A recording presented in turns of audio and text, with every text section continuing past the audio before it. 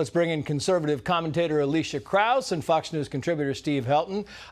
It's kind of interesting, Steve Hilton, to you first, because the question was very simple. How many illegal immigrants have been allowed in the country? The answer was the following. How many illegal immigrants would you estimate your administration has released into the country over the last 3.5 years?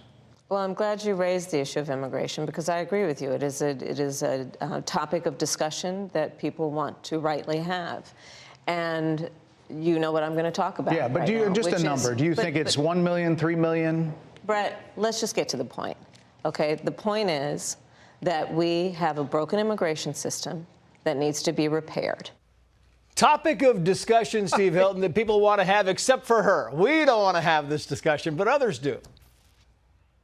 I mean, there you are. It was a disaster from the moment it got going for Kamala Harris. I see other people saying, good for her that she went on Fox. No, it was good for Donald Trump that she did that interview, because it was a completely calamitous interview. On the substance, it was a disaster. There you saw on immigration, on Iran, on every single issue. She had absolutely nothing to say in defense of their record, because it's indefensible, I guess, but she couldn't even think of anything after all these weeks on the campaign trail. Yeah. She just went to the canned lines from her speeches, just reciting things she's been saying at her rallies. I mean, it's just a disaster. But then really, I think the most appalling aspect of this was how she came across, as if she was just offended at even being challenged on anything, that she has to run for election rather than being selected. And it showed, I mean, she goes on about Trump being unstable. She came across as completely unhinged for most of that interview, and the sum total of it was she is completely inadequate for the presidency. Everyone could see that tonight. Meantime, now to Biden's mental capacity, she said the following here. You told many interviewers that Joe Biden was on his game, that ran around circles on his staff. When did you first notice that President Biden's mental faculties appeared diminished? Joe Biden, I have watched from the Oval Office to the Situation Room, and he has the judgment and the experience to do exactly what he has done in making very important decisions on behalf of the American people. There were no concerns raised? Brett, Joe Biden is not on the ballot.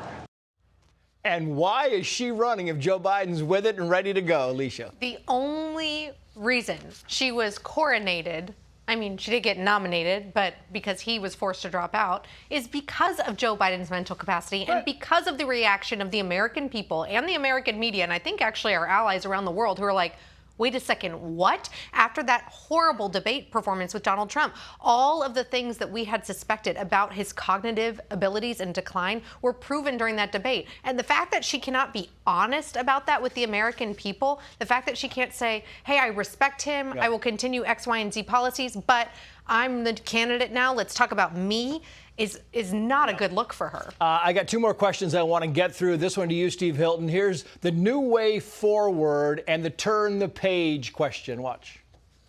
Your campaign slogan is a new way forward, and it's time to turn the page.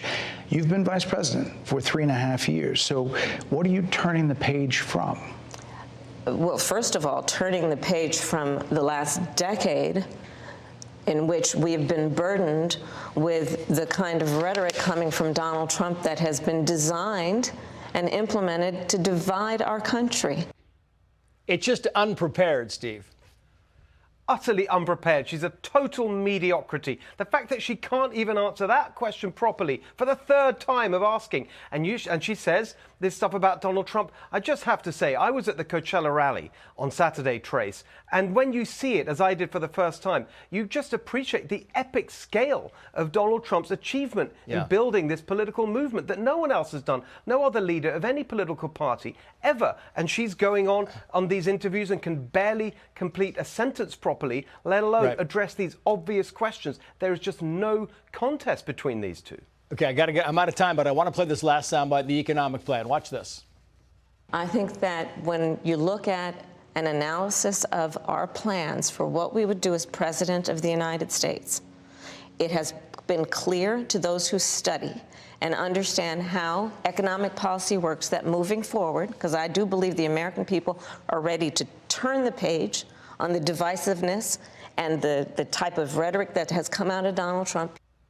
15 seconds, but it just doesn't seem like her team has said, look, you've been asked this question 10 times. Maybe now you get it right. Maybe now you should get it right. Maybe now you should try to pretend to be in touch with the American people, the American mom who's seen my grocery bills double in the last 2 years, the American truck driver who's seeing their, rate of earning go down because of cost of fuel and the time and the energy that it takes. It seems really out of touch and really elitist that she's like, well, the experts agree with me. By the way, not all of the experts do. No, they don't. Elisha, Steve Hilton, thank you both. Hey, Sean Hannity here. Hey, click here to subscribe to Fox News YouTube page and catch our hottest interviews and most compelling analysis. You will not get it anywhere else.